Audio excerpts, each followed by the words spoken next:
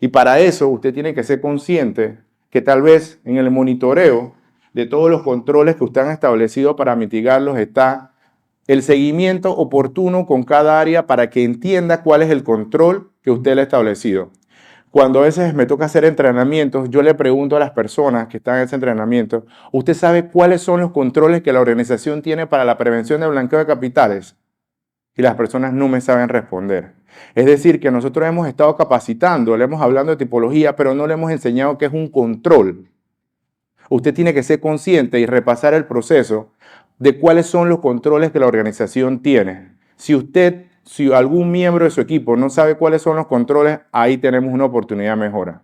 Y usted como oficial de cumplimiento, sí, va a estar monitoreando transacciones, pero su trabajo es garantizar que el control establecido sea eficaz, porque si no es eficaz, entonces quitemos ese control.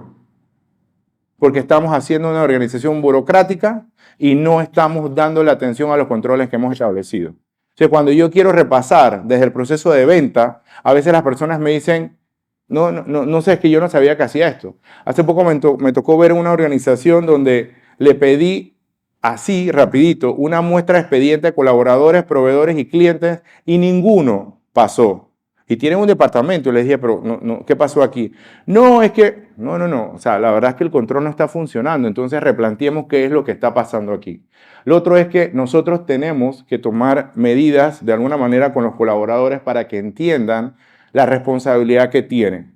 Usted sabe por qué me puse sentimental al inicio cuando yo mencioné a mi equipo. Me puse sentimental porque hay algunas personas que están aquí que me conocen y nos conocemos hace bastante tiempo. Y es que para poder alcanzar el equipo que tengo hoy, han transcurrido más de 7 años, donde ha sido un proceso de entrenamiento, de formación y de exigencia. Pero se ha convertido en una familia. Entonces, si nosotros no somos conscientes de eso, estamos literalmente trabajando solo en la organización. Donde a mí me ha tocado, de alguna manera, irme por 10 días de la organización y yo he estado en la paz, en la tranquilidad de que sé que la organización está avanzando porque yo tengo un equipo de alguna manera estructurado. Pero si yo no hubiera esa planificación o diríamos, ese tema de entrenamiento, tal vez yo no pudiese irme 10 días a una maratón. Sin embargo, hace 5 años eso no era una posibilidad, o sea, eso ni siquiera me pasaba por la mente. Pero si nosotros no trabajamos en la gente clave, no vamos a poder avanzar. Y usted tiene que ser consciente en algo. Hay una diferencia entre un talento y un recurso humano. Si su gente es un talento en el área de cumplimiento, usted tiene que lograr que esa gente se quede en la organización y potencie sus habilidades, pero no se quede como recurso humano. Si la persona no tiene las habilidades y las competencias para ser un oficial de cumplimiento, no retenga a alguien. Déjelo ir. Usted quédese con el talento. Porque para ser oficial de cumplimiento tenemos que tener muchas habilidades y competencias. Y entre ellas es la capacidad de transformar a la organización, generar un impacto positivo sobre la importancia de la ética y los valores, y sobre todo que la persona entienda el porqué del control que lo estamos haciendo. Si su organización no entiende el porqué de ese control, entonces ustedes van a tener muchas vulnerabilidades y brechas a lo interno de la organización. Quédense con el talento. Y por eso es que yo hoy me siento orgulloso de poder hacer todas estas cosas, porque a veces me voy a las 4 de la tarde. O a veces llego a las 9:30, porque me tocó primero ir a correr y después a la piscina, y después llegar a la oficina y después me tengo que ir. Porque tengo el talento en la oficina. Y eso es clave y fundamental. Y así mismo, si usted quiere construir un equipo de cumplimiento, tiene que tener el talento. Otro tema importante para mí es que nosotros a veces tenemos que ser lo suficientemente objetivos y racionales cuando hay decisiones importantes en la organización. Y nosotros tenemos que dejar claro nuestro punto de vista. Yo a veces me tengo que poner el sombrero como accionista de la empresa, como beneficiario final y como agente residente. Sí, lo tengo que hacer. Pero al final nosotros no somos responsables de las decisiones que la organización tiene para el futuro. No somos responsables. A veces nos molestamos porque ven que están haciendo o que están haciendo inversiones en otras cosas y nosotros no los entendemos. Pero bueno, esas son decisiones de ellos, ellos sabrán. Ellos son los que invirtieron el dinero y han constituido la empresa. Pero nosotros tenemos que tener un balance de respeto, pero también dejar claro nuestra posición y el impacto que eso puede tener a nivel de consecuencias a la organización. Pero tenemos que lograr un equilibrio, es decir, no podemos estar diciendo no, no y no. A veces cuando me toca participar en comités de cumplimiento de algunas empresas, yo he tenido que hacer el acercamiento con oficial de cumplimiento y decirle, usted presente al comité su recomendación. No espere que el comité le diga a usted lo que usted tiene que hacer, porque para eso usted tiene un grado de independencia. Si el comité le dice no, no pasa nada, pero usted póngalo desde el principio cuál es su decisión. Pero no esté esperando que sea el comité el que le diga a usted lo que tiene que hacer. No, usted tiene una autonomía y una independencia y tiene que tener liderazgo también. Entonces, si en ese comité todo el mundo está, diríamos, discrepando de su decisión, eso son responsabilidades de cada uno de nosotros como miembro del comité, el riesgo que estamos asumiendo y lo vamos a dejar pactados en el acta. Pero usted sea lo suficientemente honesto, sincero y con la autonomía suficiente para poner previamente decir cuál es su recomendación al respecto y que no tenga miedo al decirlo. Pero nosotros tenemos que entender que en muchos casos hay decisiones empresariales que no nos van a gustar. Una de las cosas que nosotros tenemos que tener presente es no podemos estar posponiendo cosas. Si hay una decisión que hay que tomar y dimos nuestro planteamiento y dimos nuestra recomendación, no podemos estar dilatando ese tipo de situaciones y eso es una de las cosas que para mí es fundamental que ustedes sean conscientes de su responsabilidad. Tomemos las decisiones. Decía el señor Arturo Melo que hay decisiones que nos pueden costar, diríamos, dinero, pero hay decisiones que pueden perder hasta toda una gran parte del patrimonio de una empresa. Pero nosotros diríamos que no somos los responsables de ese tipo de decisiones estratégicas de la organización. Pero lo que sí podemos dejar en manifiesto es el análisis de riesgo que estamos asumiendo y los posibles efectos que pueden causar y cómo recomendamos la solución. Pero hasta ahí ustedes tengan de alguna manera responsabilidad. Hace poco, y lo digo porque hace poco hay personas que dicen, no, es que yo no soy independiente o no tengo la independencia porque esta es una empresa familiar. Entonces yo le digo, revisemos el proceso. ¿Quién está aprobando los clientes? La hija del dueño. ¿Ella está poniendo su visto bueno?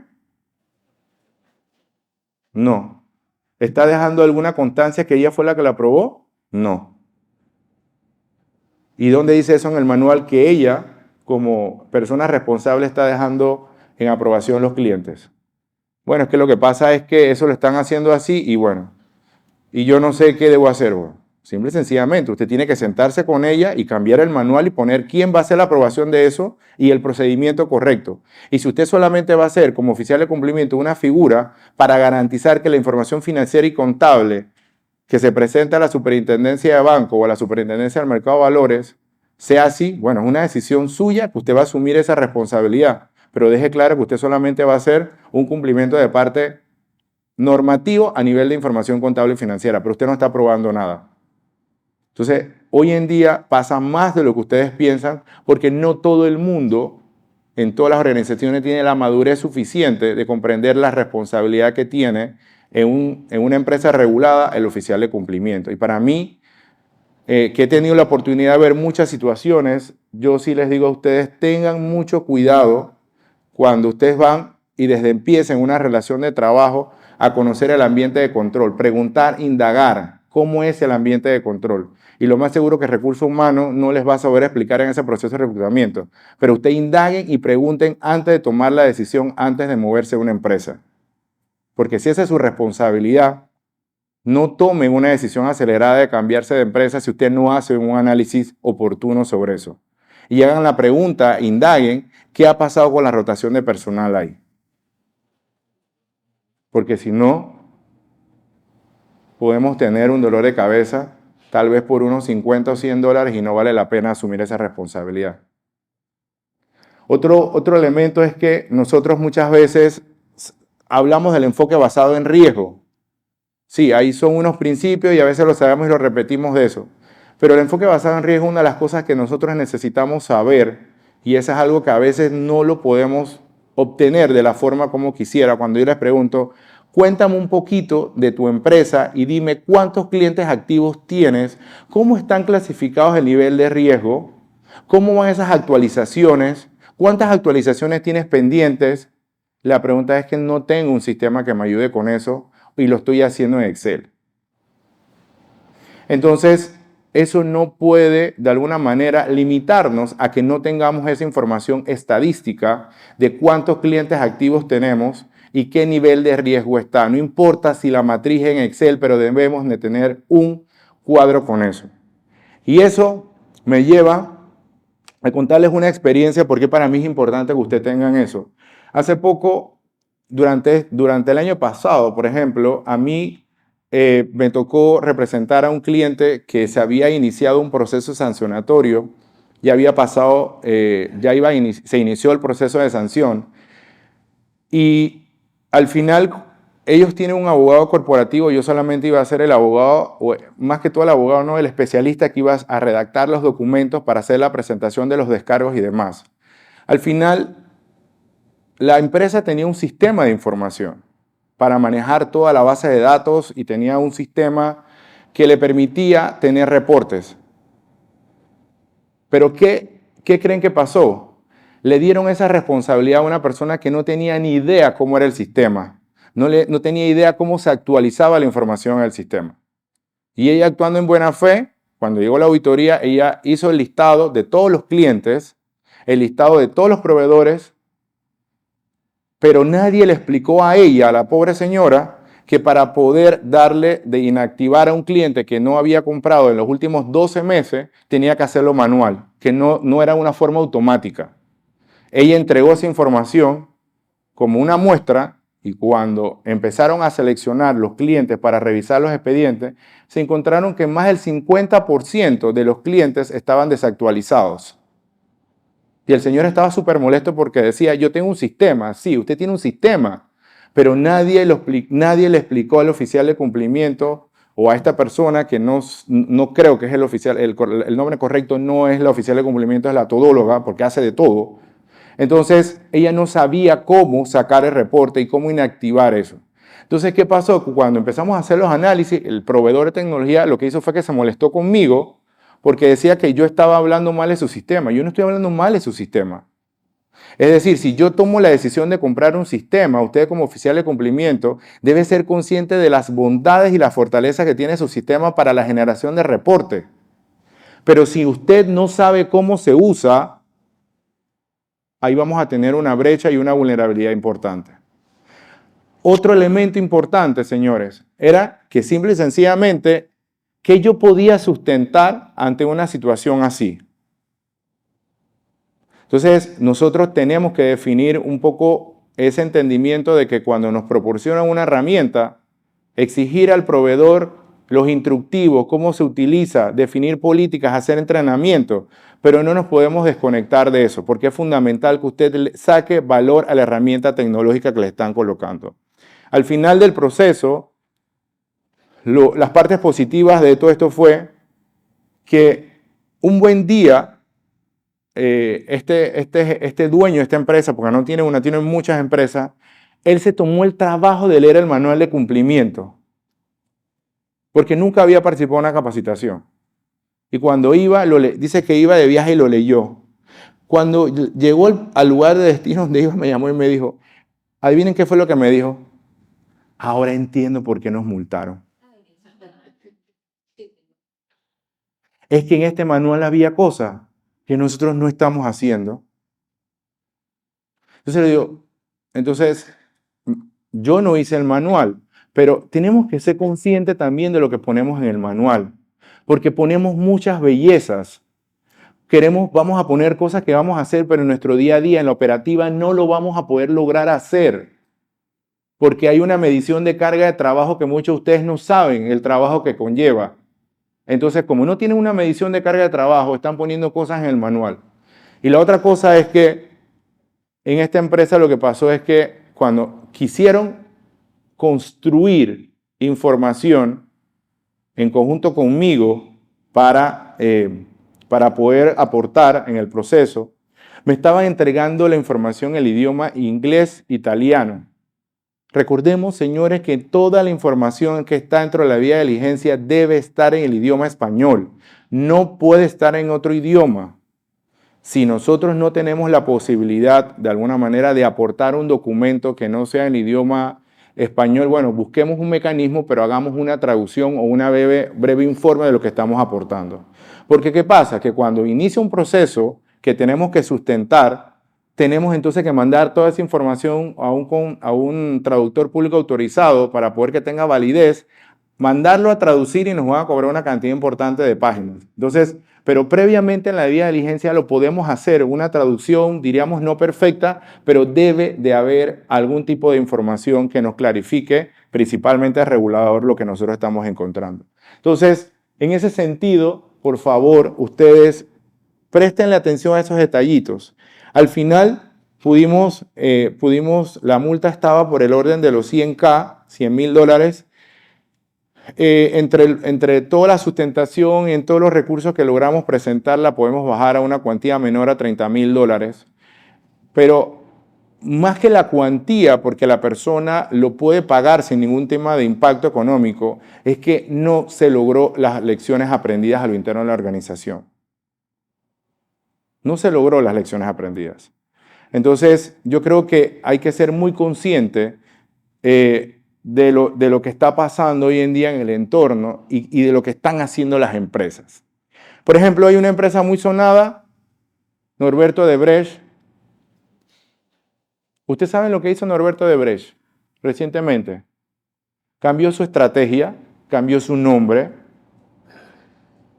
Entonces, hoy en día, muchas empresas lo que están haciendo es que me ponen una multa. Sí, no hago nada, monto otra sociedad anónima y empiezo y cambio la fachada.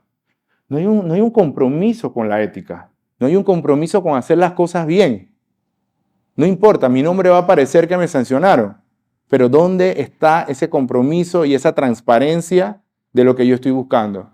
Recordemos que hay marcas que tienen un valor importante y que no puedo estar cambiándole el nombre creando una sociedad anónima. Seamos conscientes de eso y hagámosle saber eso a los tomadores de decisión. Para eso nosotros estamos aquí. Porque es muy fácil crear una marca y crear un logo. Nosotros tuvimos que cambiar de marca, pero el logo se mantuvo, pero tuvimos que cambiar de nombre, simple y sencillamente porque un buen día llegó la superintendencia de banco y nos dijo, no quiero que utilicen el nombre de Trusted, no quiero. Señores, nosotros no hacemos nada de ese negocio. Se lo sustentamos, no, yo no quería entrar en debate con ellos, digo, lo vamos a cambiar, por eso ahora nos llamamos TP Panamá. Entonces, todos estamos expuestos de alguna manera en ese tema en materia de regulación.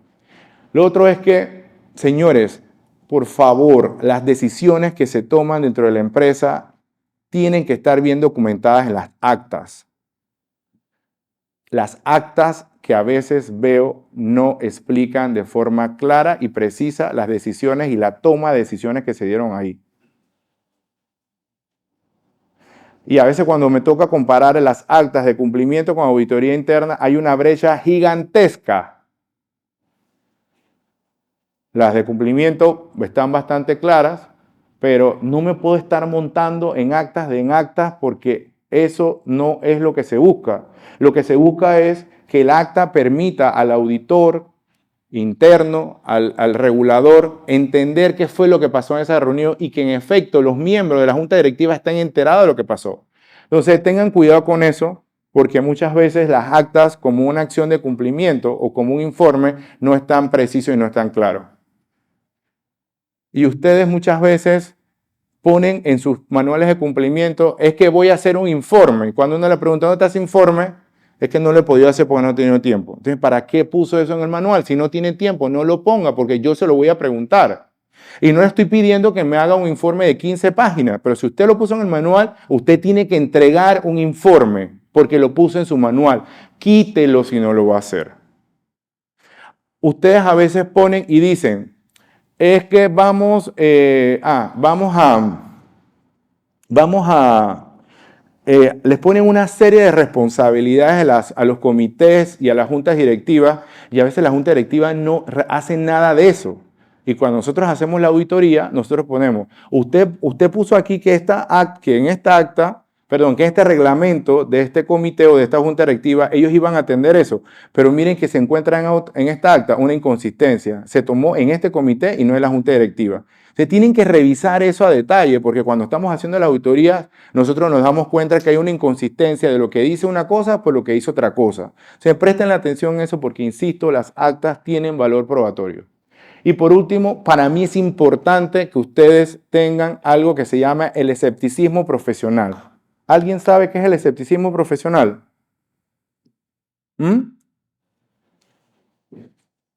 Los que son contadores. ¿Qué es el escepticismo profesional? ¿Quién no sabe qué es el escepticismo profesional? Levante la mano. Apegado a sus valores o a la honestidad. Así es, porque aquí estamos hablando de valores. El escepticismo profesional es la duda razonable de la información que usted está revisando o analizando. Usted debe ser malicioso.